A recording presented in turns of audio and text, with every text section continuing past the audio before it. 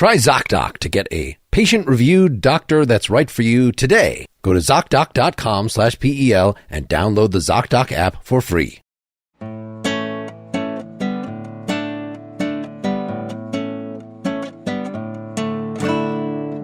This is the Partially Examined Life, episode 295, part 2, talking about Kant's article, Professional Peace, a Philosophical Sketch, as well as, presumably, in this part or in part 3, we'll get to talking about reactions to that by Martha Nussbaum, who connects it to Stoicism and their very ancient idea of a cosmopolitan justice, of a world order that we're all world citizens. And then Habermas, who is using the 200 years of intervening history to actually reflect on how well he thinks these practically worked. So I'm hoping, at least with Habermas, if something really related to one of these things comes to your mind, chime in. I don't know if my notes or my memory of that essay are good enough to just insert him at will, but we could. Gotta insert some Habermas where needed.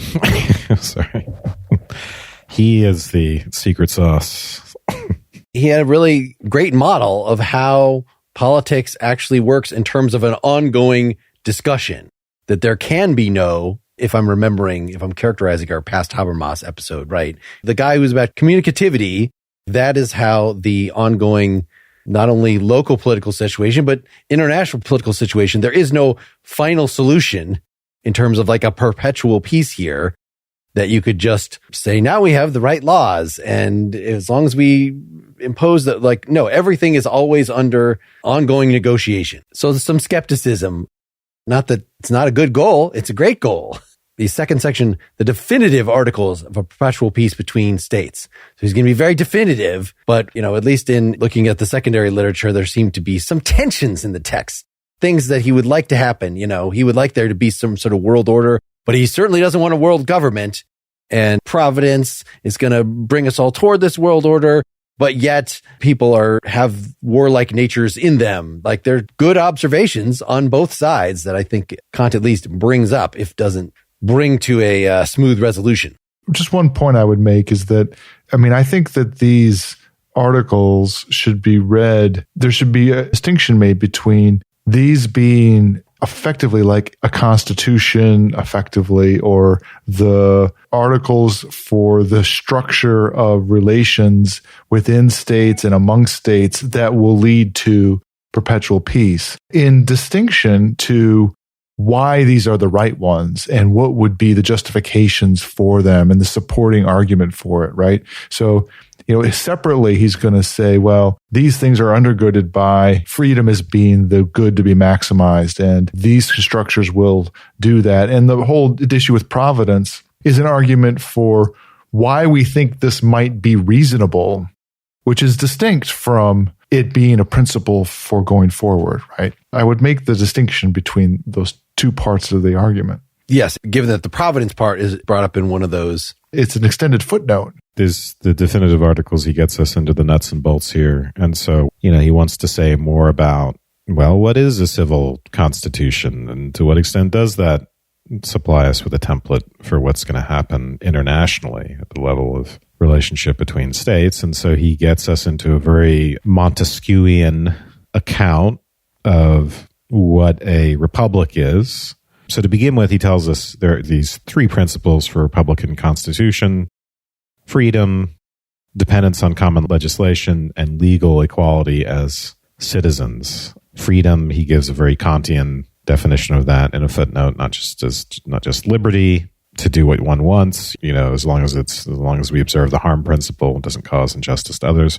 Rather, it's a warrant to obey no external laws except those which I have been able to give my own consent. And then with equality, it's basically equality under the law. Any legal obligation, any legal demand you make on others is also, you're obligated in the same way to the other person. Should we clarify that consent thing? Because that sounded, I'm not going to obey any law that I did not personally consent to, right? It has to be more abstract and social contract-y than that. I'm not being somehow, my consent is being represented somehow by whoever's making the decision. It's not that I have to agree with every single thing. That would be not a very law-like state. This is the whole Kantian, people can listen to our groundwork for the metaphysics of morals episodes, but this is the idea that to truly be free, to truly be autonomous, doesn't mean that we're simply not subject to any law. It means we're subject to our own laws, the laws of the will, right? Those are ethical laws. So it's precisely in being moral that we're being free. And then we ask the question in relation to external laws imposed upon us by the state, and to what extent can I actually give my consent? Consenting doesn't just mean I say, okay, I don't want to get punished, I'm going to do it.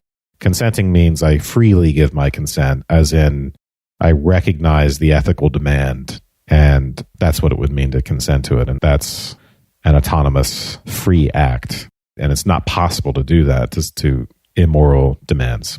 Part of his argument for that is that operating under the right form of freely given constraints, where that freedom is the way of maximizing freedom for individuals and for communities.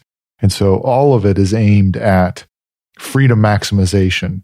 And he would argue vociferously, against like an anarchist tradition in saying that actually you're reducing freedom significantly by not having laws. So I see that real freedom in a moral sense involves recognizing that I'm self-legislating.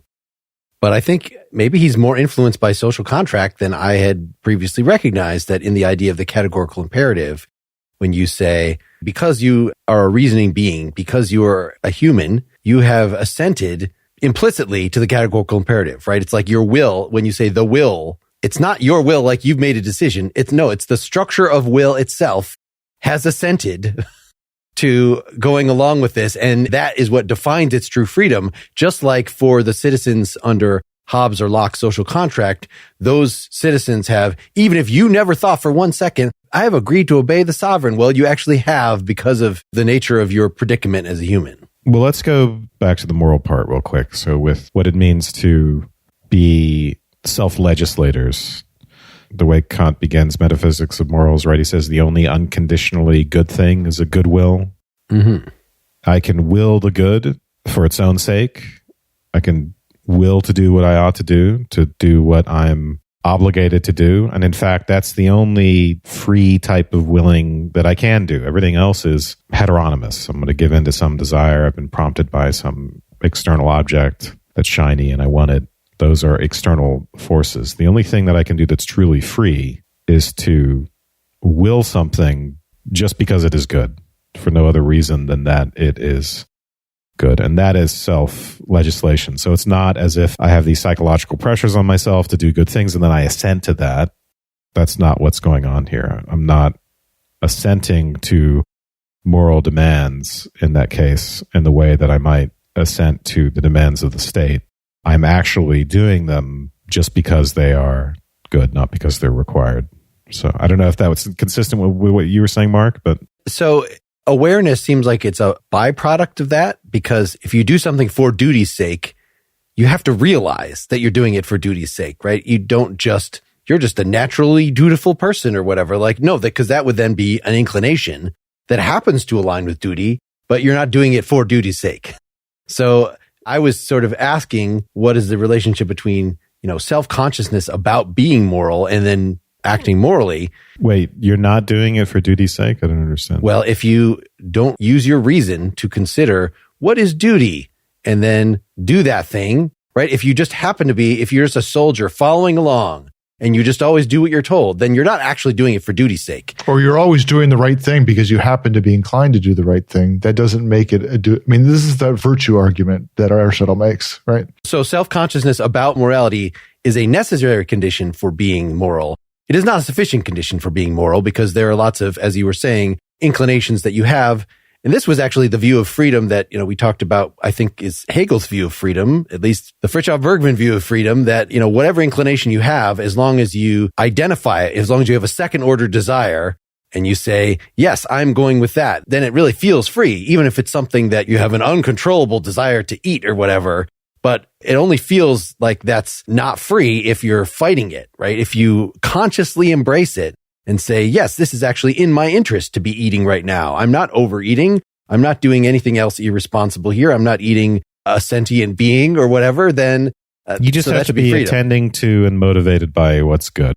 regardless of what your other motives are. Okay. I was trying to argue that that is not enough, that Hegelian or whatever is not enough for Kant, because just the fact that you're assenting to it doesn't mean you're correctly recognizing that it is for duty's sake. Maybe I need to think about this more. This gets hairy very quickly with the whole deontology. All right. Well, we're not talking existentialism here, so we can probably move on. I think you're right. Existentialism that's basically the offspring of this Kantian view of morality. The question is, how do we apply that conception of freedom to the state, right? The freedom at the individual level, what's the applicability to a political system? And here, he's giving us a version of his maxim, right? The maxim is, will only those things which I could will as a universal law, something like that. Here, it's warrant to obey no external laws except those to which I can give my own consent. So this is like a political version of Kant's ethical categorical imperative. That's what it's called. It's a political version of the categorical imperative. And I think that, again, and maybe I'm wrong about this, so correct me if I am, but I think this whole idea of being able to give my own consent to external laws, he's going to give another version of this, categorical imperative-like version of this, with the idea that whatever you do has to be public. You have to be able to affirm something publicly. Whatever state policies there are have to be public.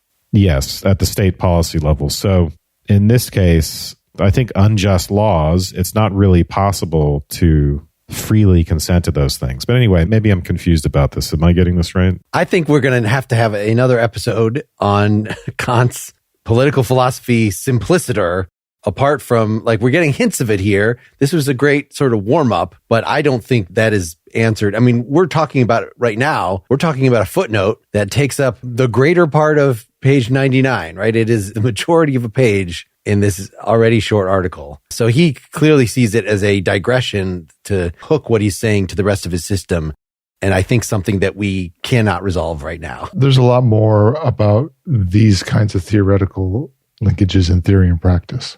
We should say explicitly what you're talking about, Dylan. So there's another essay called On the Relationship of Theory to Practice and Morality in General. Yeah. So maybe that's a next step rather than to jump right into the metaphysics of moral. Let me take that back, because that's the first of two sections. So the title of the essay is On the Common Saying, This May Be True in Theory, but It Does Not Apply in Practice. That's the title of the whole thing. And after preamble, there's a section on the relationship of theory to practice and morality in general. And then the second section, which is called On the Relationship of Theory to Practice and Political Right. Both of these things that he wrote prior to even writing the first critique, right? This is all prior to his big systematic works. And then the stuff actually about political right is a section in his Metaphysics of Morals, which is after all three critiques, right? Way at the end of his career. We got many years to traverse before we get to his full-on political views.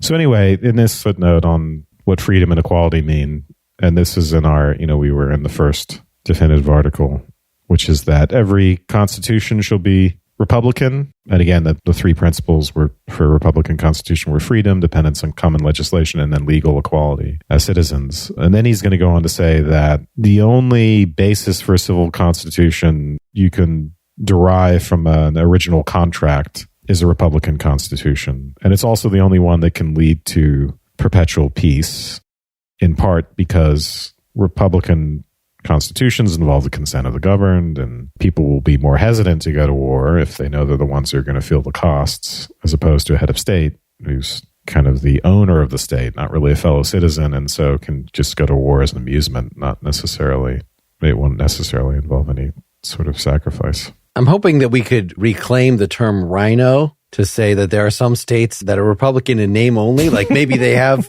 a democracy, maybe they have elections, but for whatever reason, maybe you've got a demagogue that's in power, and the demagogue can go to war on a whim because everybody's just like, oh, we got to respect the president. We got to respect whatever the president wants to do. That unless there's actual checks and balances, then it's not actually Republican in name only with a little R. That's great. I love it.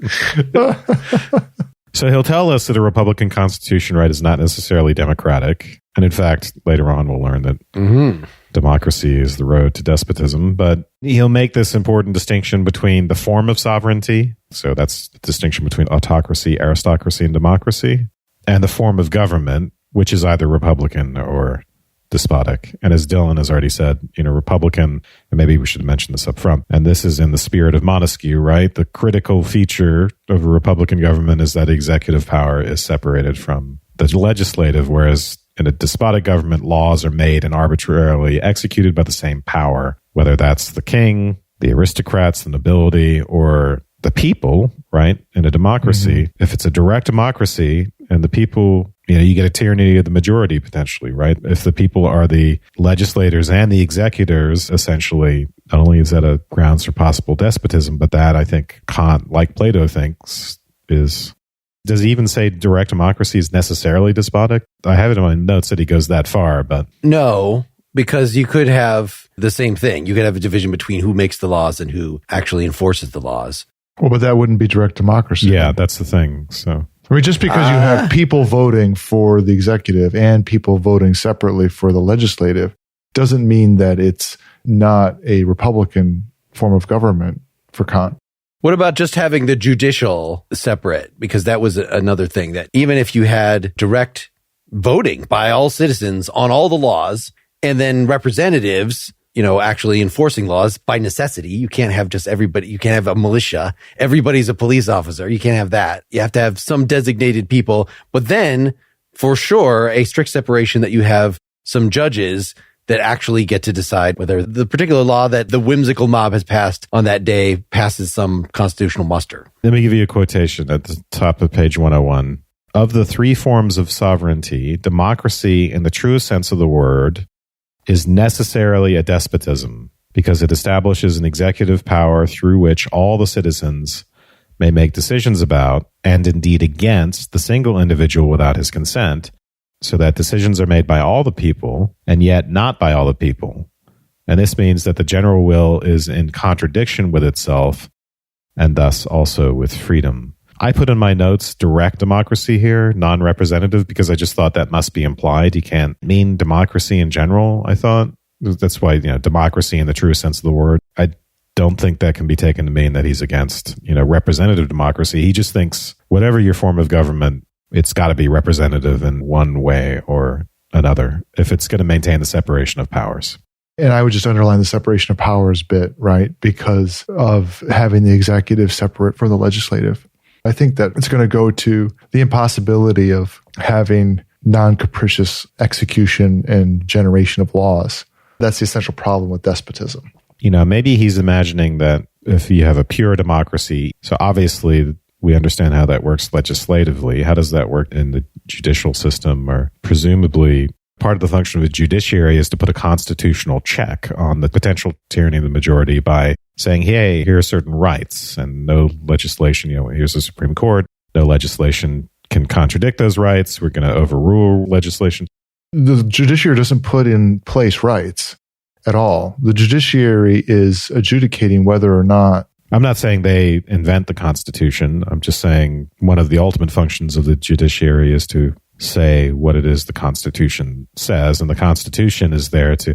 Maybe I was confusing because I was treating the Constitution as inherently part of the judiciary. That's the way I think of it. But anyway, part of the function of the Constitution and the judiciary is just to say, yeah, there are certain rights which no democratic majority can override. And maybe that's inherently representative. I don't know. This is another thing which we don't have a lot of detail on from Kant.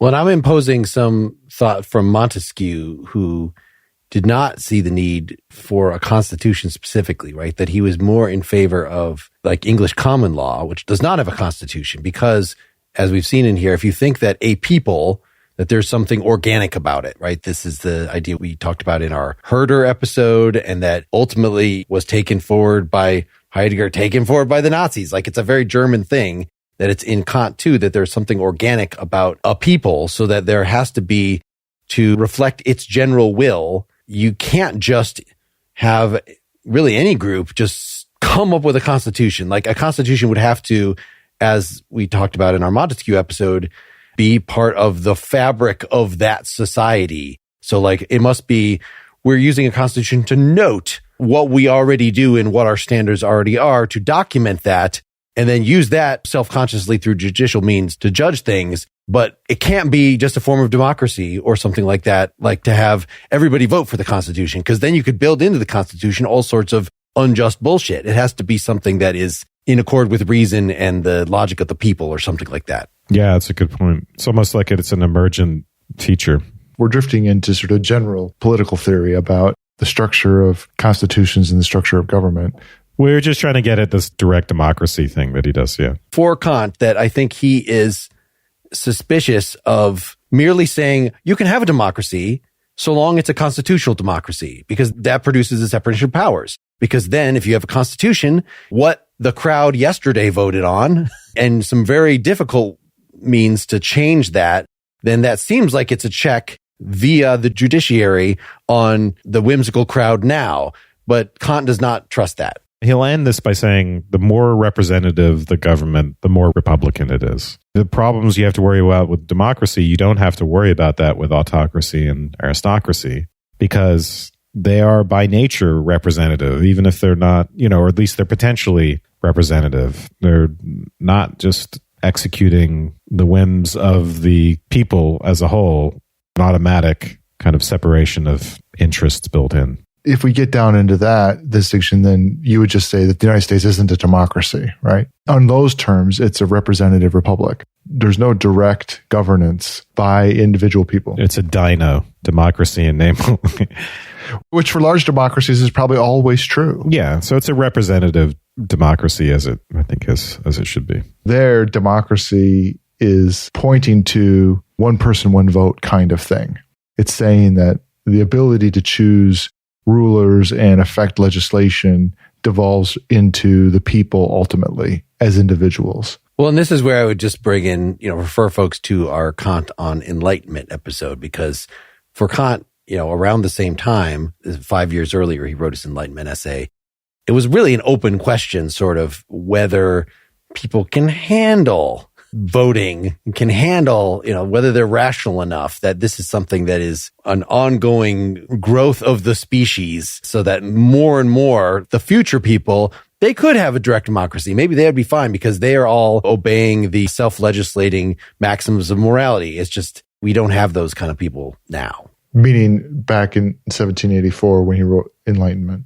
What is that? Or perhaps still now. Yes, as we discussed. And now a word from our sponsors.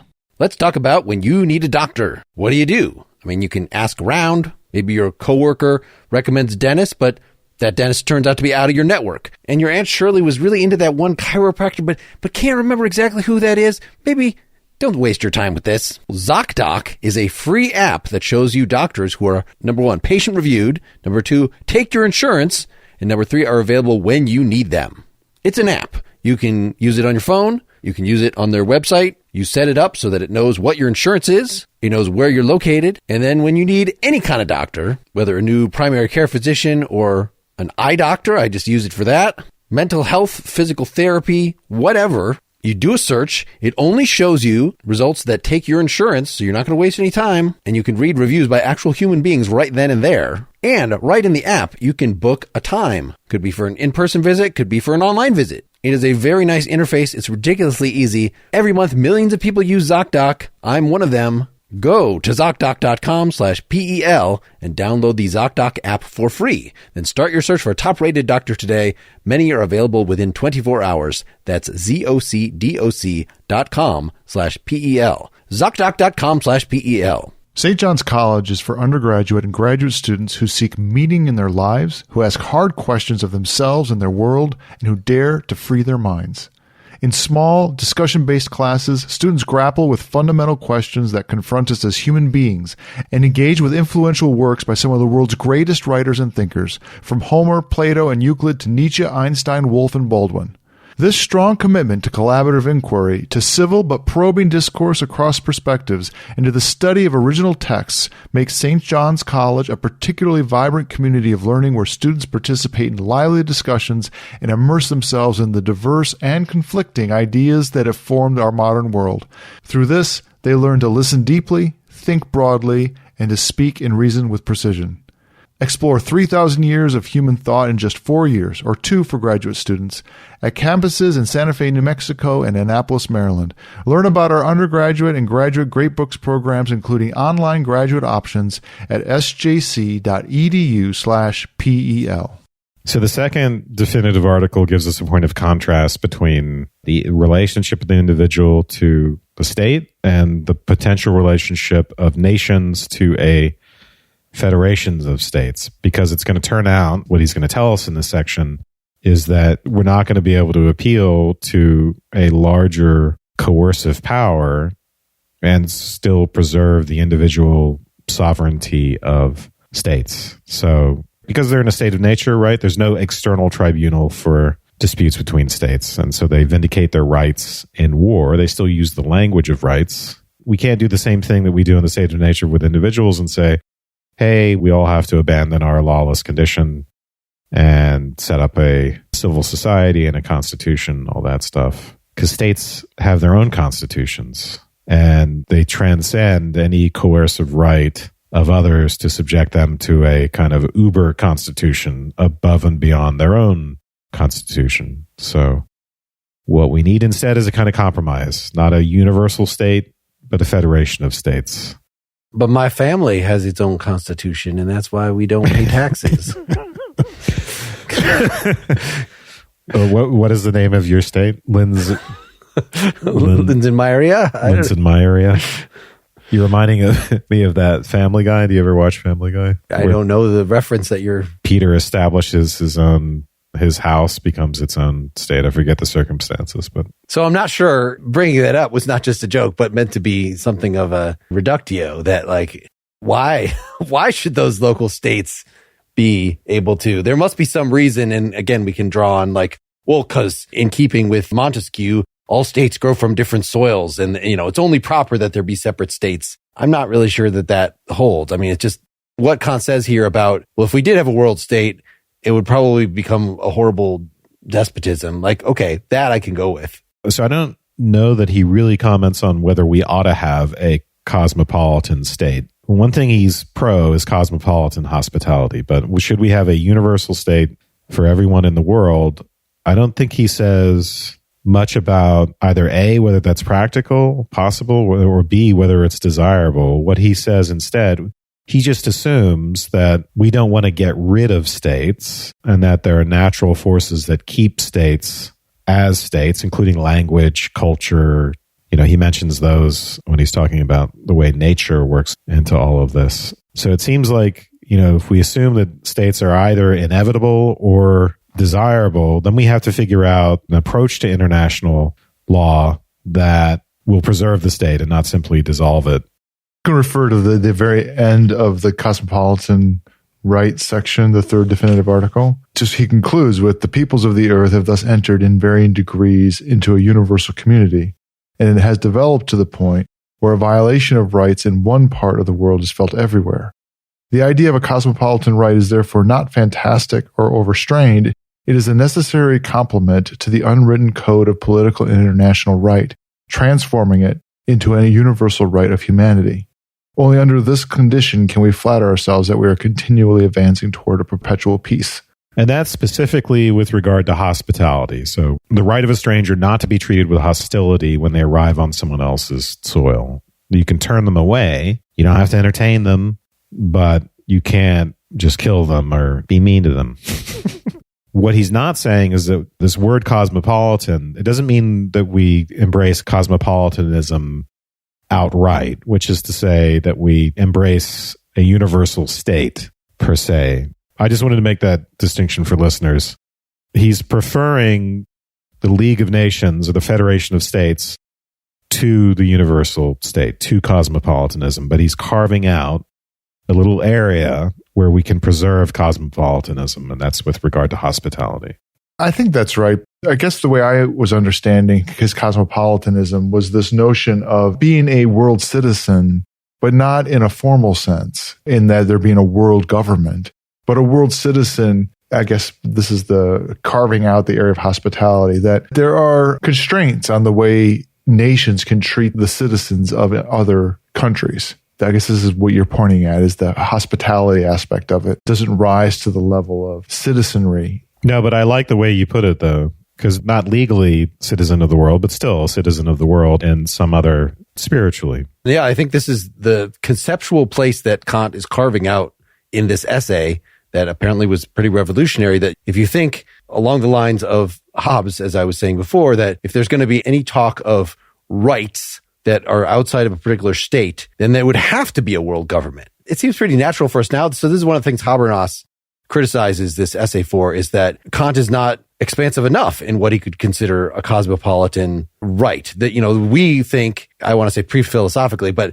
at our current point in history, it's in common parlance to talk about things like what the Geneva Convention outlines, like that there are just basic human rights that everybody just has morally. When we say that, are we committing to the nonsense on stilts of natural right that Mill rejected with that? No, because, I think Kant is using, again, kind of the idea of a regulatory ideal, so that, okay, literally there aren't rights without some sort of authority to enforce them.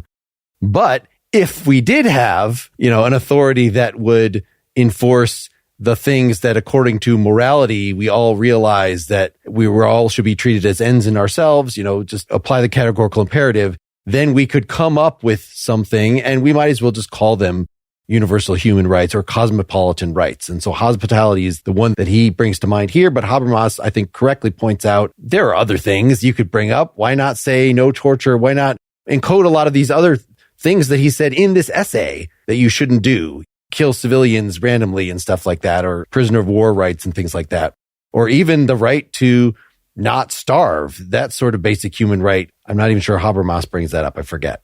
I did find a quote, Wes, you said you didn't think he commented specifically on whether a universal state would be desirable. But page 113, in the light of reason, this state is still to be preferred to an amalgamation of separate nations under a single. So in other words, the federation is to be preferred to an amalgamation of the separate nations under a single power, which has overruled the rest and created a universal monarchy. For the laws progressively lose their impact as the government increases its range, and a soulless despotism, after crushing the germs of goodness, will finally lapse into anarchy. So maybe there is still a regulative idea of what the best universal state, but the actual kind of universal state that we could get, which is like Germany takes over the world or the United States takes over the world, that would be terrible. I think he's pretty definite about that. And I don't know if that's the kind of thing that Zizek got all this flack for endorsing Trump, or at least not before 2016 or in 2016 before he was actually elected, because he was so afraid of, it's like a universal despotism. It's, too much agreement among everybody. That there was something he saw as corruptive, that, if both the Democrats and the Republicans are both kind of pro-war, have the same level of militancy, you got to have just some sort of conflict to not have just a giant edifice that ossifies into something eventually terrible, as is being referred to here. So the American hegemony, or the end of history being a bad thing, is the idea here. Well, it's interesting in light of the first supplement, right? These are kind of Heraclitean reflections from the necessity of strife of some sort. And Kant says something very similar. We're renaming the podcast right now, Heraclitean Reflections. That is now the new name. Go ahead. Is there anything more pretentious, or is that basically it? Just to make it esoteric. So only the first supplement on the guarantee of perpetual peace, he's going to say that this is what I call the Adam Smith-like argument, where it's kind of an invisible hand argument, where the operation of people's selfish interests and conflict with each other is actually going to work mechanically to move us progressively towards more peace. So some of that is just that. So the way he puts it, he says politically, so when it comes to getting out of the state of nature, we're forced to set up a government. That's what the state of nature and people's individual wickedness forces us to do. But that's, we get something positive out of that, which is we get that level of organization and everything that goes along with it, including, I think, culture and all the rest of it. And then the idea is that, if you have a Republican government, you can organize that with the balance of the checks and balances and the opposition between the the legislative and the executive and all the rest, you could basically organize that government in such a way that self-seeking energies oppose one another and cancel each other out. So that even though each individual is not themselves necessarily morally good, structurally, the emergent phenomenon is that people begin to behave better. So lots of wicked little atoms vibrating and doing their wicked things leads ultimately to the emergent phenomenon of people behaving more morally because they have self-organized into a republic. Because we're all a giant vibrator vibrating the clit of God. Exactly. This is very reminiscent of Madison's argument in Federalist 10 or something like that. If all men were angels, no government would be necessary. And government is the emergent feature that leads to peace. The bottom of 112, he frames the problem of setting up a state even by a nation of devils. And he states the problem is, in order to organize a group of rational beings who together require universal laws for their survival, but of whom each separate individual is secretly inclined to exempt himself from them, the Constitution must be so designed that although the citizens are opposed to one another in their private attitudes, these opposing views may inhibit one another in such a way that the public conduct of the citizens will be the same as if they did not have such evil attitudes. This whole section is worth quoting. This is just a flip side of what we pointed out as the secret thing of, in the Enlightenment essay that we read before, he distinguished the public and private expressions so that you could allow private differences or wickedness in this case, or just a complete freedom of expression, so long as in the behavior that actually comes out of that, we're all just good little citizens. And those two things are separable. So those are just two realms, two aspects of that separation, the free speech thing and what you're talking about. So he continues on. He says, such a task does not involve the moral improvement of man. It only means finding out how the mechanisms of nature can be applied to men in such a manner that the antagonisms of their hostile attitudes will make them compel one another to submit to coercive laws, thereby producing a condition of peace within which the laws can be enforced. That mechanism of nature by which selfish inclinations are naturally opposed to one another in their external relations can be used by reason to facilitate the attainment of its own end, the reign of established right. We may therefore say that nature irresistibly wills that right should eventually gain the upper hand. Yeah, very interesting. I mean, this is going to be the ongoing problem with this is we should have a federation, but he says no government wants to submit to a federation, right? We see that right now, this whole America first. And okay. Just so we have using the same language, the federation is what he's advocating. That's the loose collection of states that doesn't have a higher coercive power over them. That's like the League of Nations or the United Nations.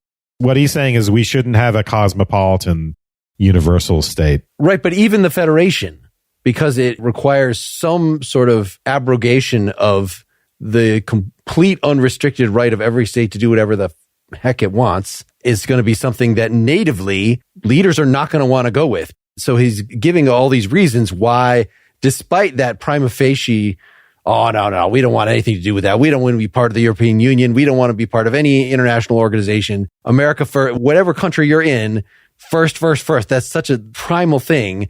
That's sort of comparable to man's selfish nature, the inability to cooperate. But in the same way, we were saying on the individual level is that by this invisible hand sort of thing, individuals acting selfishly, a pattern will emerge that will enable them, sort of by providence, that will enable public good. Same thing is going to happen with the different states, that it might look like we're just always going to be scrabbling at each other's eyes, but he's going to give these various reasons, economic reasons, cultural reasons, why there's sort of an inevitable historical progress. Yeah, with number two, I mean, it's a really interesting idea that he has here, which is that in the case of states, the attempt of one state to do world domination is always thwarted by linguistic and religious differences. We could add to that cultural differences, right? All the whole mix. And he thinks that those differences are actually a good thing, despite the fact that they are themselves predicates, right, for hatred and war. But as culture grows, they go from just being ways of defining the other and our hostility towards the other to things that can lead to mutual understanding and peace. So those differences actually, I think he thinks, become strengths moving forward, and so actually help us establish a federation of states, right? Because the federation presupposes that the states remain individual states. They don't simply collapse into one another. And those differences are what help maintain that distinction. But again, as the culture grows and deepens, they also allow mutual intelligibility and cooperation. You have these individual strengths that nature wisely separates the nations, along the lines of what you've described, a kind of local self-organizations that are distinct from one another, that have local stability. And then the spirit of commerce, of interrelation amongst the states, I think it's both commerce in that sort of generic sense of interacting with one another and commerce in the explicit sense of trade. Both those things will be the driver of stability. This is the foundation for cosmopolitan right, which is to say hospitality. So it's the foundation for saying, hey, you're not part of my state, you're not part of my society, but I'll allow you to visit, especially if you bring spices. And we will have, obviously, not just commercial exchange, but cultural exchange as well. It's an inevitable part of that. And we conveniently have critiques to this, so we don't just have to come up with everything ourselves. That Habermas points out that just like the critiques that we got of Adam Smith's optimism about we just should have unrestricted trade, that's the thing that's going to lead to peace, it's going to lead to connection, to coherence. As Kant pointed out earlier, the fact that some nations are more wealthy than others is in itself a threat, not just in the way that he said that, well, I could just hire an army to kill you, but that it will create permanent trade imbalances and relations of de facto colonialism, even if there isn't like, we're invading you and just taking over your government, but basically we own you, smaller countries. And that's going to keep commerce from having this desired effect. It's going to not make happy, separate organizations joining together in a federation, but is going to create resentments. And so that's the thing. Habermas also points out sort of what the Marxists discovered 50 years later, that yes, the work of the invisible hand, there might be sort of structural things, predictable structural things within societies and between societies that Kant wasn't aware that we needed to worry about, things that might get in the way, sort of in an original sin sort of way, structural things that might prevent this providence from coming to pass. One of the things that is this invisible hand is the fundamental tenet that we ought to be maximizing individual freedom. And I think Kant would say that that's just true. I don't know what he would say exactly about, he would say reason gets you to that, but it's clear that historically not every society thinks that the goal is to optimize individual freedom. Yeah, Spinoza, right, says that's the point of the state, and Kant says very similar things. The whole function of the state is to ground freedom, yeah. But historically, not every ruling entity, not every state understands that the goal of maximizing individual freedom is the goal. At some level, that's the hallmark of liberal democracy. And freedom also in the sense of moral and spiritual freedom, not just, liberty as in maximizing my choices. Yeah, it would be interesting to explore more explicitly the difference between Mill's harm principle and the picture of maximum freedom that Kant provides, because there's something more mathematical, just like in Kant's picture of the various formulations of the categorical imperative. What's the third one? The kingdom of ends. That there's something just by nature, the way that individuals fit together the best is if they're each exhibiting their own freedom, which means internalized, self-conscious attention to duty, moral action. That's what true freedom is. And that is the way that every human being will be able to live in fundamental harmony. Presumably, you could still have some areas of competition, but they would increase the conditions of life rather than being an ongoing source of corrosion of harmony in the state.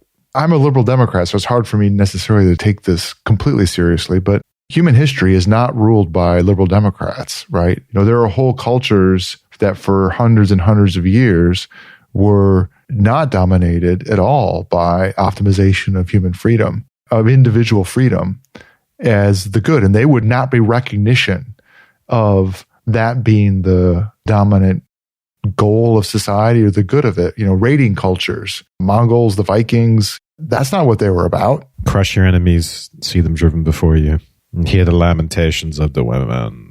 The Spartans, right? That there would be just a flat out not recognition of that. And sometimes I try to remind myself there's something of that people like Kant and folks earlier, that there's an environment they're arguing for this maximizing human freedom. Because I think my guess is that there isn't anybody in the monarchies of Europe in 1400 that would have basically agreed with that either, that they're not about maximizing human freedom either.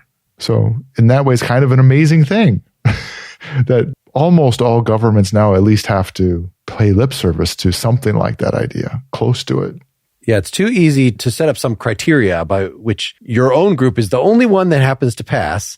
And so they're the only ones who get included in the moral community. And Kant, at least from the start, said rationality is the thing. And so he could still, early in his career, be super racist about that. I think it was the Stanford article pointed out that he actually had a change. So by the time we get to this article, even, he's already saying colonialism is not okay. Oh, yeah. At the end of this, he's hardcore anti-colonialist. Yeah, there are people already living in those areas. In fact, even if they're not living there, if they just hunt there, if they're using that land, we do not have the right to just go in and say, we're the only ones who are rational. They're a bunch of stupid savages. So the fact that Kant was, even though he had this notion of full members of the moral community citizens versus those who are merely passive citizens, right? They have rights, but they don't get to vote and things. He was not. Come on, people. He did not. He had. Don't be crazy now. Apparently pretty regressive views about women, even for his time. But he, in the scheme, sort of left open the idea that people could graduate, again, this idea of enlightenment, that I'm just going to set out objective criteria of what counts as rationality and enlightenment. And if you can then prove to me, whatever the group is, that actually those people should be included too. It was a nice open-ended thing that could overcome the biases of his time. Well, I think we reached the end of our public part here. So the way that this works now, you've now reached the end of part 2. There is a part 3. We're going to record it on a different day. We're going to be fresh. Maybe Seth will even be here. He read the stuff. He just didn't happen to be available today. Supporters are going to get that next week. If you're not a supporter yet, you won't be able to hear that. This will be the end of the road for you. But if you want, I teased that Habermas. I teased that Habermas. We didn't even talk about Nussbaum yet. Well, also we have Nussbaum. The appendix. The morality. The appendices. The disagreement between morality and politics. Those are the best. Hold on to your seat, Who's going to win that argument? So by all means, you should look out for that. Become a Partially Examined Life supporter. partiallyexaminedlife.com/support. But hey, you should be very grateful that you still get a public release now every week. You can think about us every week, even if you're still not getting the full story, and still should support the effort. We would love to know what you would like us to cover. As usual, you can reach out to us through the website, partiallyexaminedlife.com, through Facebook, through Twitter, through LinkedIn, probably through Instagram, or just, through your psychic waves. Just throw them out there. We'll probably catch them eventually. Thank you so much for listening. Thanks, guys, for being here. Good night, everybody. Good night. Good night.